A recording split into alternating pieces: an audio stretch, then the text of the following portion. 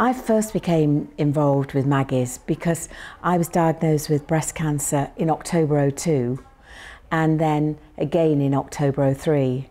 And the first time, you sort of handle it and you think, well, it's everyone's, has something in their life. But the second time, I didn't really think that was fair, and that was when I found it really, really difficult. After I'd recovered from that, I sold my business, and I was asked if I would chair Maggie's Nottingham. Well, for me, it was an easy decision to make because it's such a wonderful charity.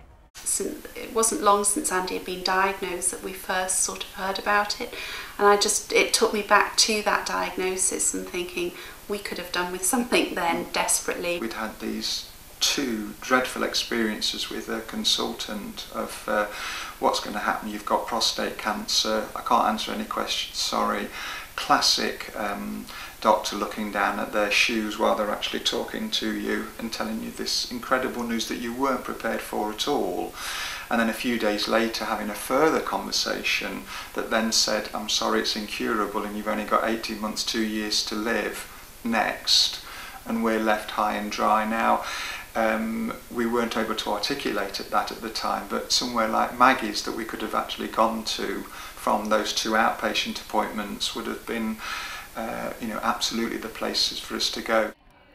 This is the first time I've ever been to Maggie's London. It was my friend Judy who introduced me to it, and I have to say I am completely overwhelmed by what I've seen and heard. I actually can't believe that there wasn't a facility like this for people before, that they were diagnosed and then sort of sent out into a corridor or onto the streets or straight home with no support whatsoever. It's the atmosphere that strikes you first, the light and the warmth and the inclusivity. There's no fear, and just very calm, loving, warm environment.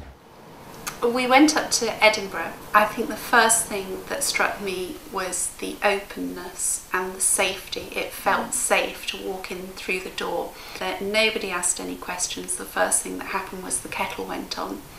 And then if you wanted to talk, you could talk. If you didn't want to talk, you could just have a cup of tea and perhaps just a think. One thing I saw there was an elderly gentleman came in and started talking to a lady. And he said, are you the patient or the carer? And she said, oh, I'm the carer. Are you? And he said, yes, I'm the carer. And he said, oh, she said to him, how's your wife? And he said, well, actually, she's passed away 3 years ago. But he was still going back to Maggie's. The door was still open to him. And that really moved me, that I thought, it's not just a one-off thing or a course of this or a session of that. It was there for him for as long as he wanted to go there. I think it's so important for people in Nottingham to have a Maggie's Centre because there's just no support out there, not really. Specific cancers, yes, there are charities about, but there isn't a centre where the family can go and the relatives. When you enter a Maggie's Centre, not only can you ask questions about where you are in your journey, you can get advice, financial advice for benefits. They have health and well-being classes, nutritional classes, they have art classes, so they have every professional you could possibly need.